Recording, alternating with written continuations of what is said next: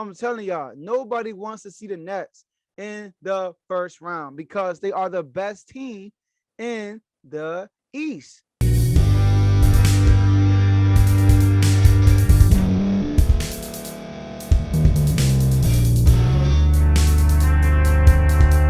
Welcome to Refuse to Lose. My name is Joe Jordan. I'm your host today.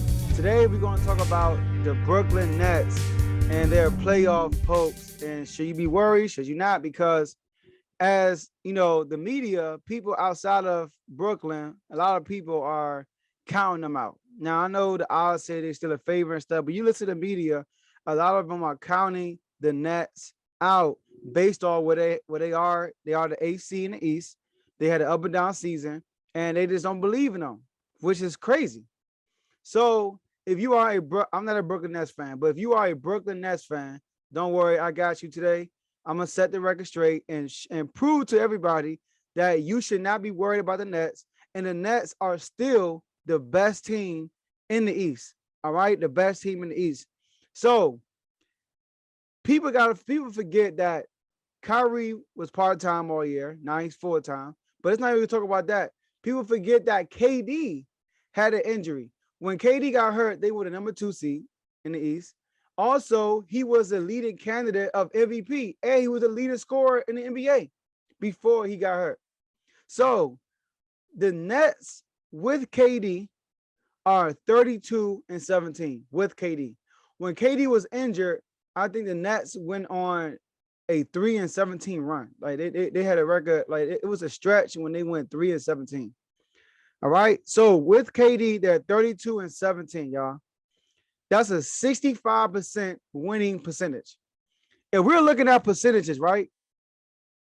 And remind you, he only played, I believe, 11 games with Kyrie.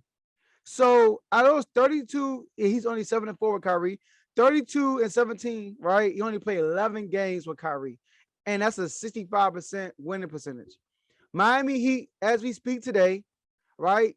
March 31st, 2022, Miami Heat are the number 1 seed in the East, and they have a 63% win percentage. So based off KD's win percentage, they're the number 1 seed. So don't panic. When KD's on the floor, they are a number 1 seed.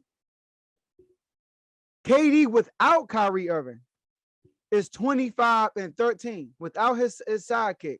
He's 25-13, which is still above 63% win percentage, which would still put the Nets as a number 1 seed.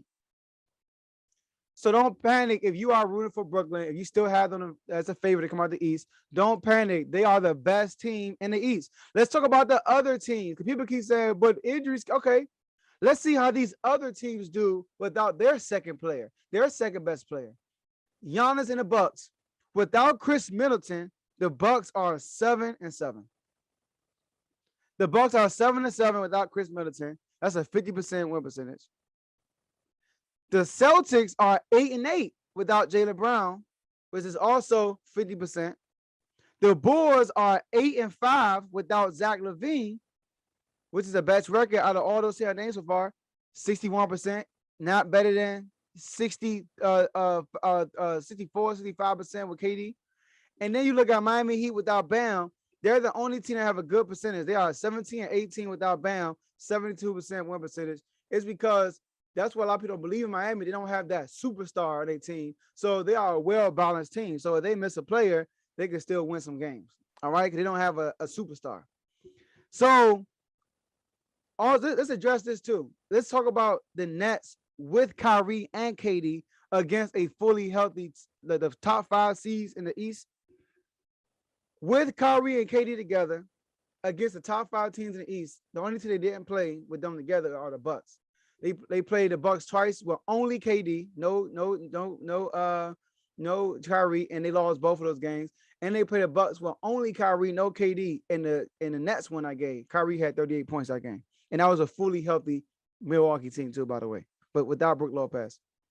So you see, all right, with Kyrie and KD, they beat a fully healthy Bulls team 138-112. This is with Lonzo, this is with Caruso, all those guys. with a fully healthy Bulls team, 138-112. They lost to a fully healthy Celtics team, 126-120. It was a good game. All right. They beat a fully healthy 76ers team when Ben Simmons was the talk of the town. It was a crucial moment. Philly wanted their payback on Ben Simmons, and the Nets showed up and beat them 129-100. Against the Miami Heat, number 1 seed Miami Heat, they beat a fully healthy Miami Heat 110-95. And y'all, that score doesn't tell it all, because going to the fourth quarter, the Nets were up 96-68. So against these teams, they are 3-1. So why are we tripping about the Nets? And then all these games I just named, they were at their home. They were away. Now Kyrie can play home games. So going into the playoffs, you notice the number 1 seed is fluctuating like crazy right now. I'm telling you, nobody want to see the Nets in the first round. And now they're like, oh, snap, the Nets are the 8th seed. They could potentially be the 2nd seed. So let's try to get this number 1 seed now. I'm telling y'all, nobody wants to see the Nets in the first round because they are the best team in the East. They are the best team in the East. So that's all I have for you guys today, and I'll see y'all next episode.